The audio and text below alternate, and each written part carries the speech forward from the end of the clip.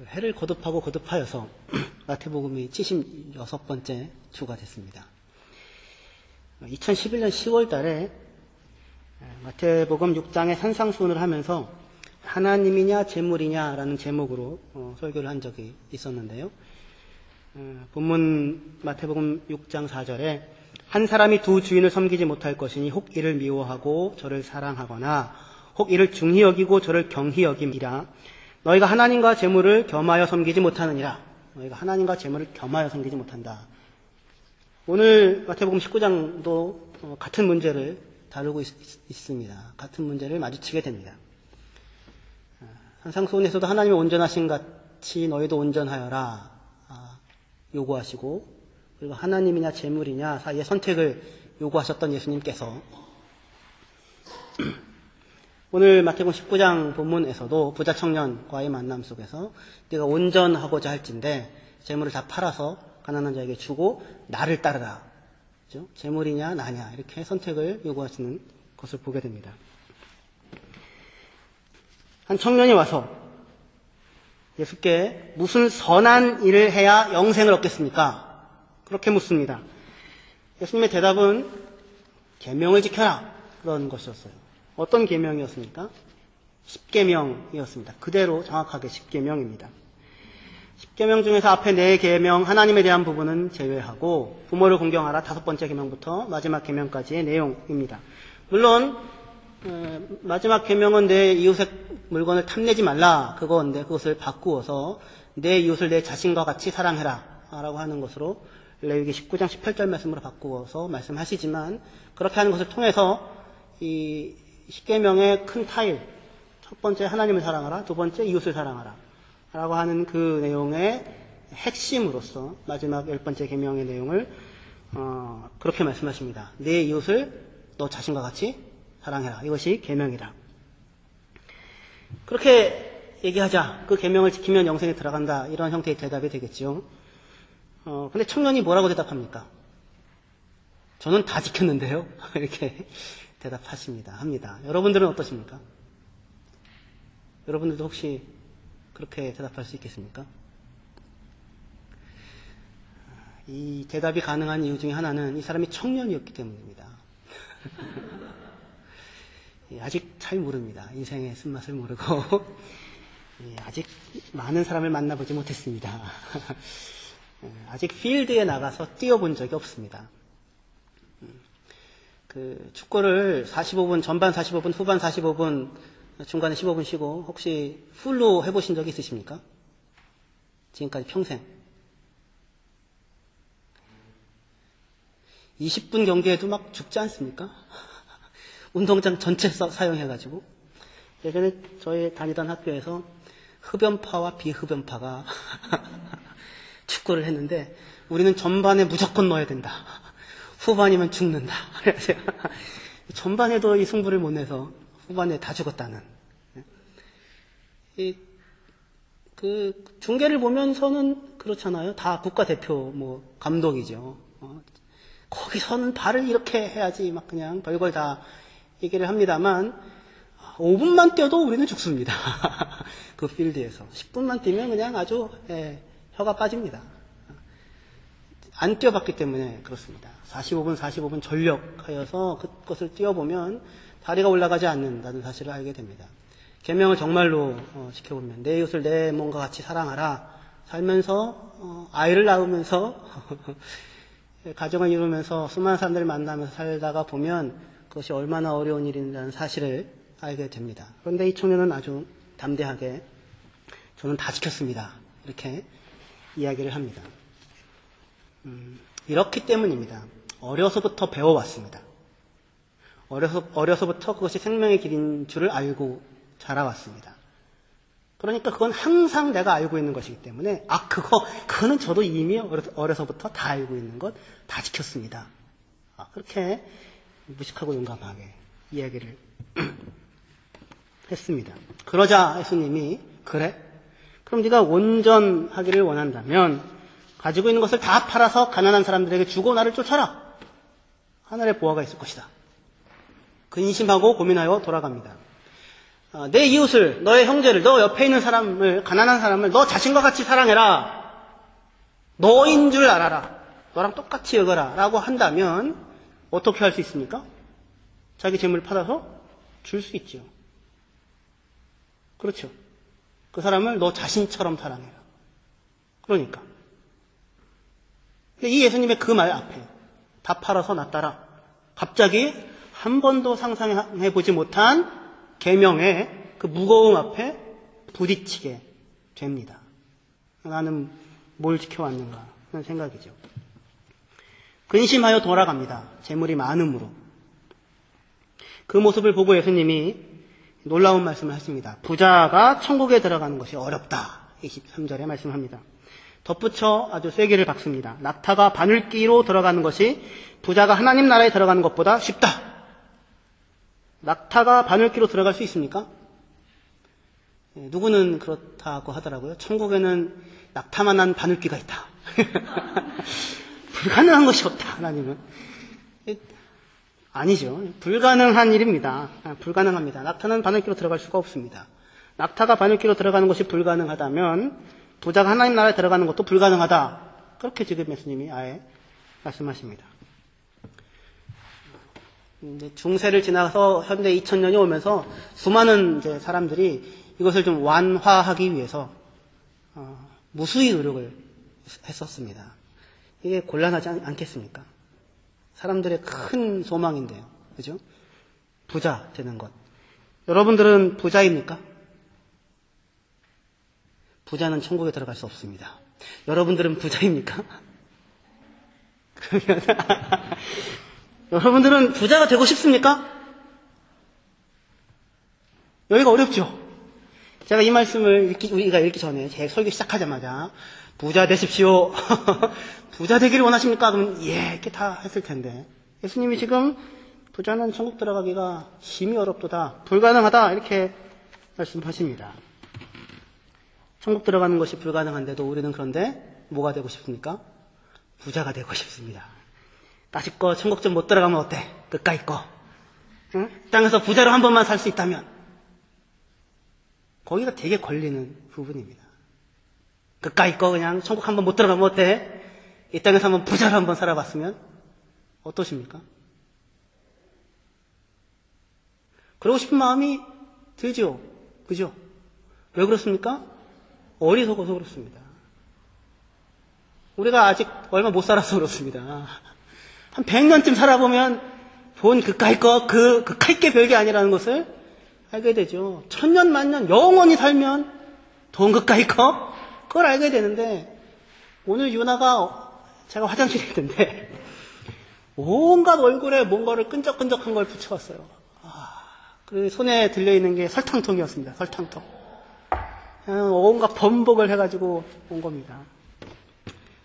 뭐 어디가 잘못됐든 나빠지든 그까이 거 설탕통에 빠져서 주고받으면 그런 거죠. 까짓거 좀 못 들어가면 어때? 부자로만 살 수 있으면. 어리석은 생각을 합니다. 제자들이 예수님의 말씀에 놀랍니다. 그죠? 25절에 제자들이 듣고 몹시 놀라 이르되 그렇다면 누가 구원을 얻을 수 있습니까? 부자들이 천국 못 들어간다면. 제자들이 놀라는 이유는 뭐냐면 그런 거예요. 우리는 부자들 천국 못 들어간다 이게 당연하게 지금 이게 성경에서 들으니까 진짜로 그럼 부자는 천국 못 갈까요? 얼마 정도 있어야 부자입니까? 천국 못 가는 부자가 됩니까? 그 부분은 이제 나중에 설교가 진행되면서 들읍시다. 이 말이 안 되는 게요. 그러니까 그렇게만 이해를 한다면 신명기에서 하나님의 말씀 순종하고 뜻대로 살면 그 사람은 어떻게 됩니까? 부자 됩니다. 그죠? 제자들이 그래서 놀란 겁니다.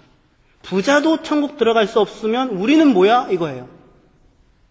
그게 크게 놀란 이유입니다. 왜냐하면 금방 봤듯이 신명기나 잠언에서 봤듯이 하나님 잘 섬기고 순종하면 복받아 잘 살게 된다라고 하는 가장 기본적인 말씀 아닙니까? 들어가도 복을 받고 나가도 복을 받고 뒤집어져도 복을 받고 떡반죽 그릇에 마르지 않고 손으로 되는 모든 일이 잘 된다. 약속이 있지 않습니까? 한국의 부자들은 존경을 받지 못하는 편이지만 세상 모든 부자가 다 그런 것은 아니잖아요. 그렇죠. 유대인들에게도 부자가 무조건 배척의 대상이 아니라 오히려 부는 경건의 증표였습니다. 유대인들에게 있어서. 그러니 저 부자이면서 경건하게 살았던 저 사람도 못 들어간다면 그럼 도대체 누가 천국 들어가느냐, 이 놀라움인 거예요.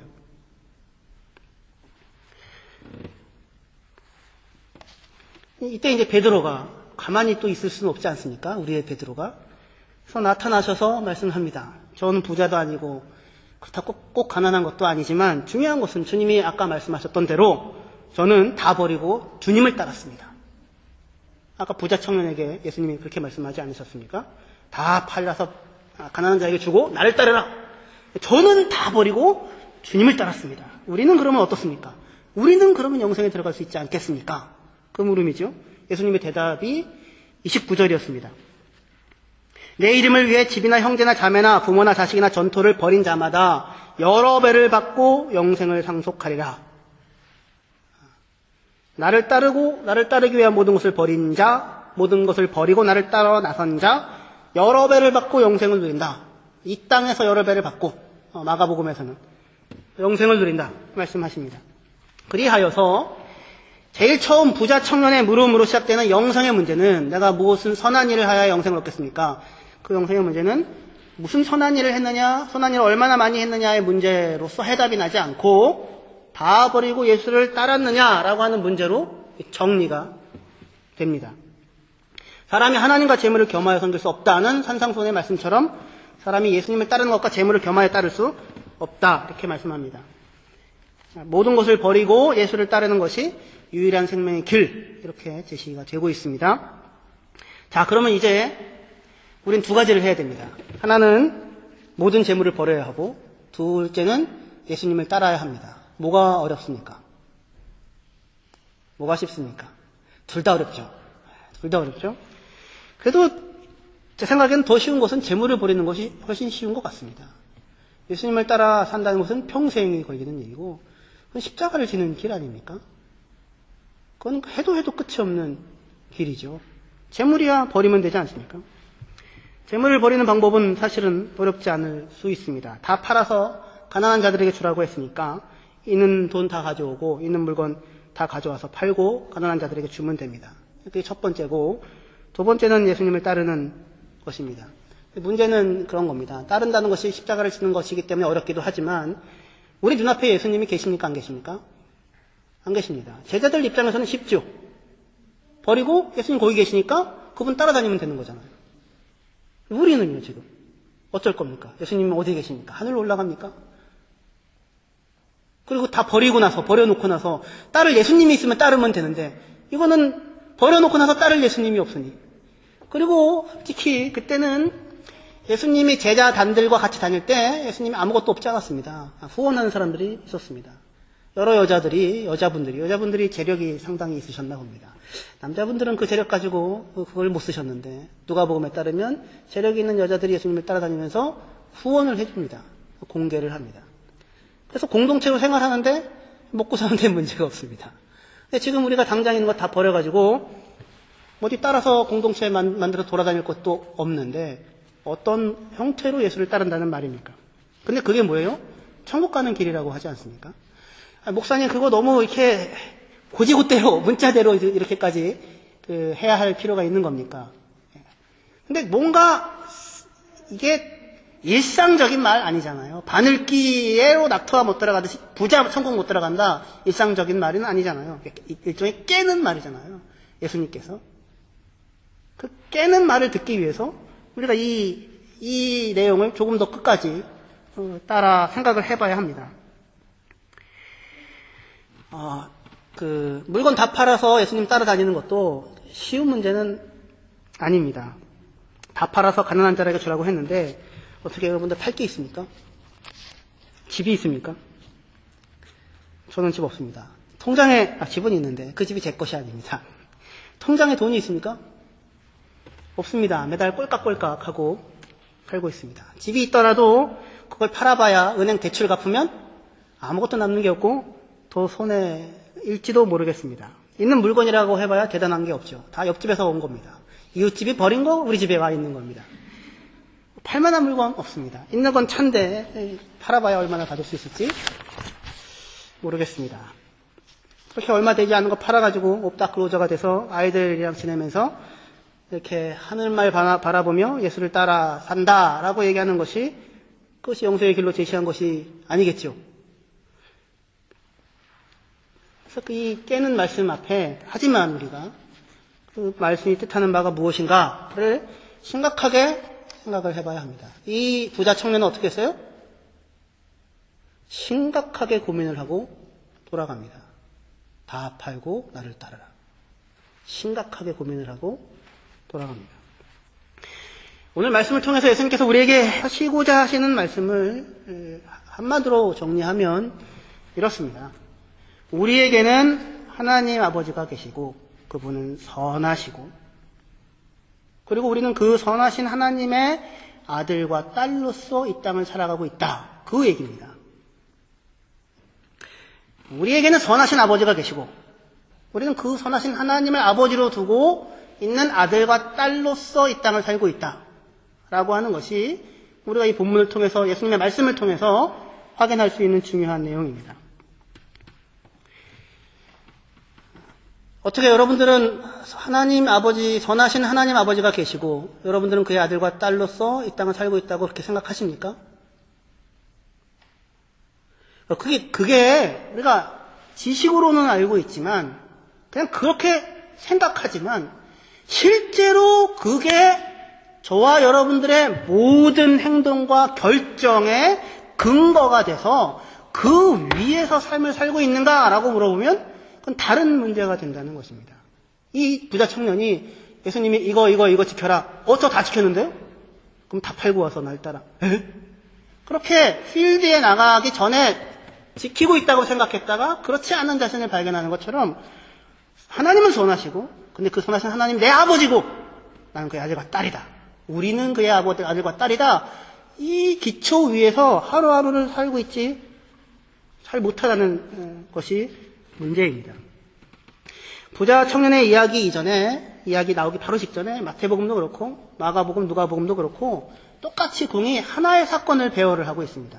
이게 뭐냐면 어린 아이들이 예수께 나오는 것을 제자들이 막는데 예수님이 그것을 받아들이고 축복해주는 그런 내용입니다. 하나같이 부자 청년 그 이야기 앞에 그 내용이 들어가 있습니다. 사람들이 계속해서 안수해 주시고 기도해 주시길 바라고 어린 아이들을 데려오는데 제자들이 그렇게 못하도록 꾸짖자 예수님이 오히려 제자들을 꾸짖고 천국은 영생은 이런 어린 아이들의 것이다. 아까 부자 청년이 와서 구한 게 뭐예요? 내가 무슨 선한 일을 하여 영생 얻겠습니까? 천국 들어가겠습니까? 예수님 그 앞에 바로 뭐라고 얘기하셨습니까? 천국은 바로 영생은 바로 이런 어린 아이들의 것이다. 그들이 내게 오는 거 막지 말아라. 라고 하면서 영생과 천국에 대한 어떤 길을 이미 제시를 해놓고 있었습니다. 복잡하게 말씀하시지 않았습니다. 천국은 어린아이와 같은 자들의 것이다. 그들이 영생을 상속받고 누린다. 계명을 지켰느냐? 재산을 팔아 가난한 자들에게 주었느냐? 아이들에게 묻지 않았습니다. 우리 다엘이 데리고 오는데 예수님한테 데리고 오는데 안 만져주시려고 다엘아 계명을 지켰느냐? 이웃을 너 자신같이 사랑했느냐? 다 팔고 나를 쫓겠느냐? 이렇게 말씀하시지 않고 어떻게 얘기하십니까? 천국은 이러한 사람들, 이 어린아이의 것이다. 그렇게 그냥 말씀을 하신 것입니다. 여기가 놀라운 부분입니다. 깐난장의 아이가, 누가복음에서는 깐난장의 아이입니다. 마태복음도 그렇게 읽을 수 있습니다. 깐난장의 아이가 왔는데 제자들이 데리고 와. 천국은 이 아이들의 것이다. 근데 부자이고 다른 성경 보면 관원이고 청년이고 와가지고 어떻게 하여 영생 얻겠습니까? 천국 들어가겠습니까? 계명을 지켜라. 다 팔아라. 뭘까요?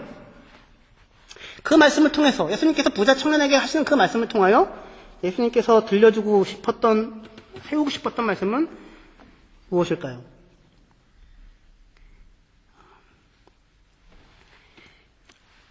어린아이와 부자 청년이 천국을 들어가는 문제, 하나님 나라를 누리는 문제와 앞에서 이렇게 서로 대조가 되어지고 있습니다.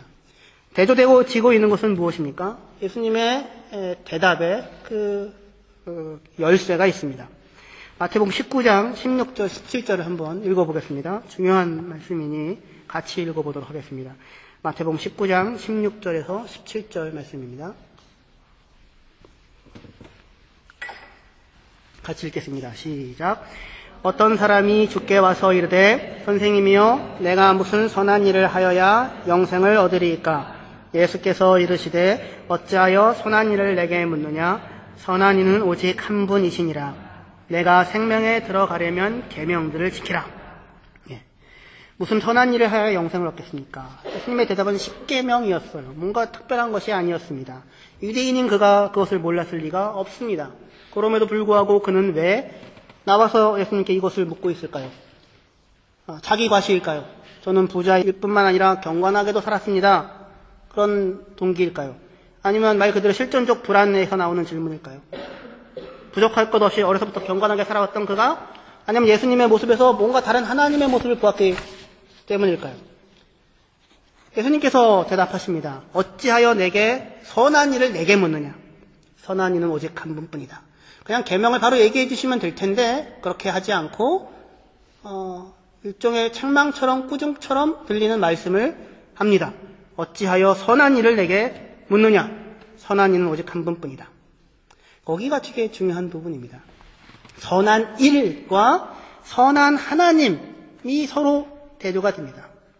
아까 어린아이와 부자 청년이 대조되었던 것처럼 예수님의 말씀은 이런 겁니다. 어떤 선한 일을 했다 안 했다로 영생에 들어가는 것이 아니라 선하신 하나님을 아는가로 영생에 들어가는 것이 열린다는 것입니다. 선한 일을 행한 것으로 영생이 시작되는 것이 아니고 하나님이 선하다는 사실, 선하신 하나님이 계시다는 사실, 그 사실을 마주치고 그분을 만나는 것을 통해 그것을 통해 영생이라는 것이 시작된다는 것입니다. 네가 계명을 아느냐? 계명이 무엇이냐? 선한 일이죠. 근데 그 계명, 그 선한 일을 명하신 하나님을 그 계명을 지키는 것을 통하여 네가 만났느냐라는 것입니다. 살인하지 말아라, 간음하지 말아라, 도둑질하지 말아라, 거짓 증거하지 말아라, 탐내지 말아라, 이것을 내 몸과 같이 사랑해라. 그 계명을 지키는 것으로 영생을 들어가느냐 안 들어가느냐가 문제가 아니라 그 계명을 그렇게 지키라고 말씀하신 선하신 하나님이 왜 그것을 명했는지 네가 아느냐 이것입니다. 네 이웃을 너 자신처럼 사랑해라.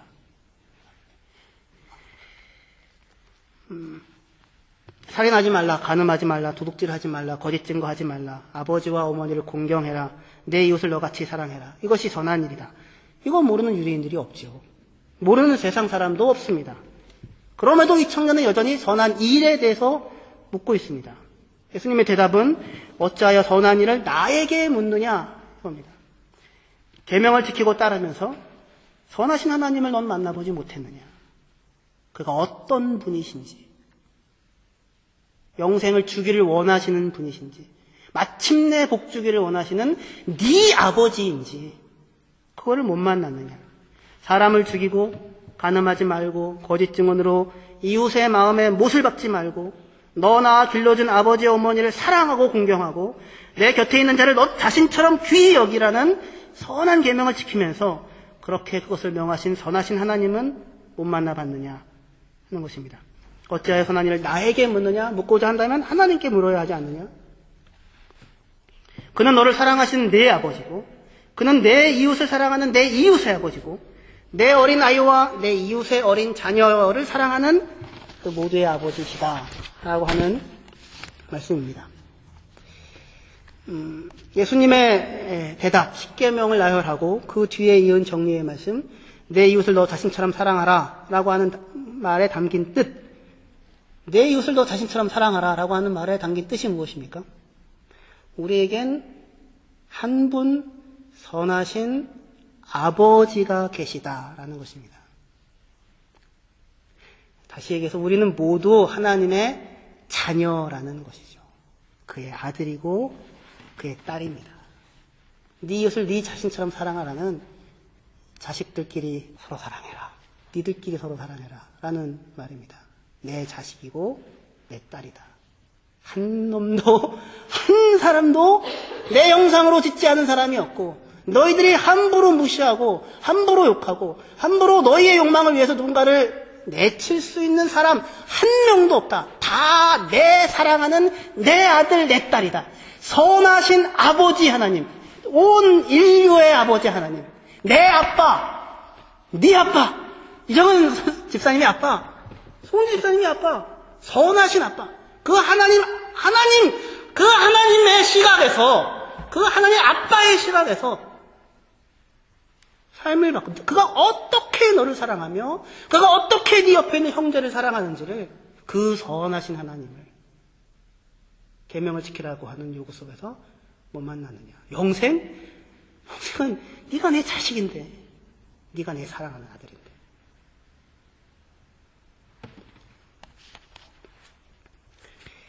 예수께서는 왜 오셨습니까? 선하신 한 분 하나님 아버지 때문에 오셨습니다. 자기의 모든 것을 버리고 가난한 자를 찾아 오셨습니다.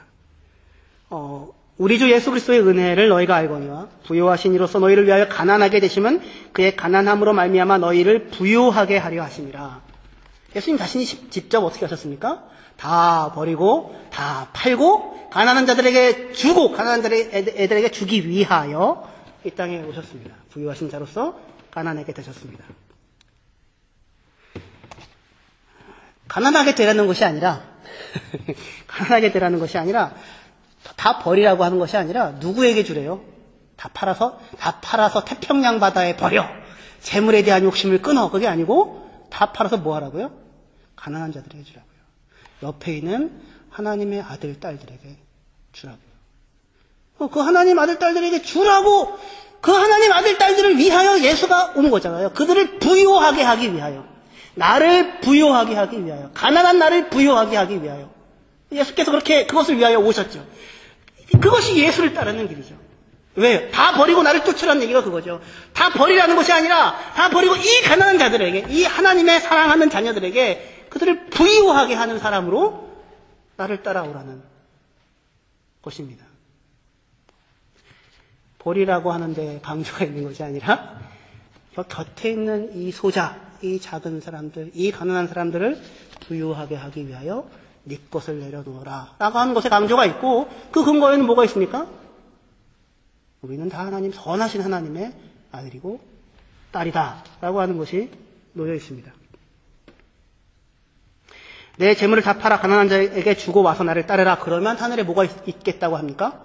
하늘에 보화가 있겠다고 합니다. 아, 할렐루야. 여러분들은 어떻게 하늘에 창고에 지금 보화가 좀 많이 있으십니까? 목사님 그런 건 너무 기복 신앙 아닙니까? 이 땅에서 여러 배 받고 천국에서도 뭐예요? 천국에 보화가 있다고요. 산상수훈에서도 말씀하시고 여기서도 말씀하십니다. 테사우리온, 이 큰 보물이거든요. 이건 돈으로 헤아릴 수 없는 보물입니다. 왜 그게 생길까요? 천국에 가난한 사람들에게 내 것을 주었을 때, 그들을 부유하게 했을 때, 그게 누가 하고 싶은 일이에요? 하나님 아빠가 하고 싶은 일이죠. 하나님 아빠의 소망이잖아요. 하나님 아빠의 소망이 그거니까 예수께서 그걸 하러 오셨죠. 우리가 그걸 하면 누가 빚을 짓는 것입니까? 하나님이 우리에게 빚지는 것입니다. 그거 하라고 이 땅에 우리를 보내시고 우리에게 많은 것들을 주시는 것입니다. 복을 주시는 것이죠.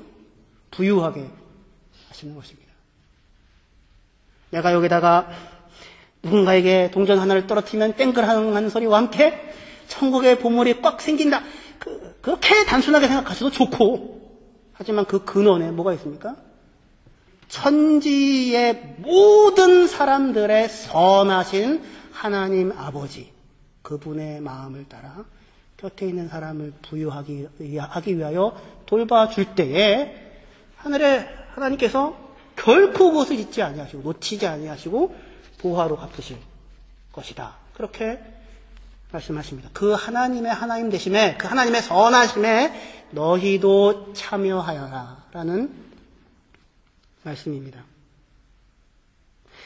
사도행전 14장 17절을 다 같이 읽어보시고 우리 마치도록 하겠습니다. 사도행전 14장 17절 말씀입니다. 같이 읽겠습니다. 시작.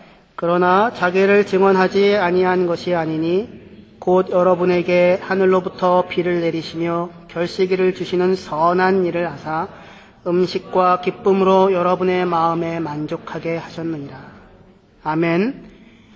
이 이방인들입니다. 루스드라와 전쟁하고 있을 때, 전도할 때입니다. 바울의 1차 전도 여행 때입니다. 하나님 모르는 사람들입니다. 하나님 그런데 어떻게 하십니까? 하늘로부터 비를 내리시고 결실기를 주시는 선한 일을 하고 계십니다. 하나님이.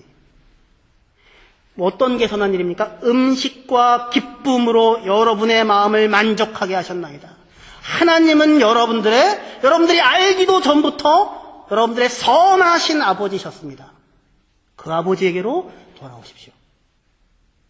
그 아버지가 당신들을 찾고 계십니다. 그 말씀입니다.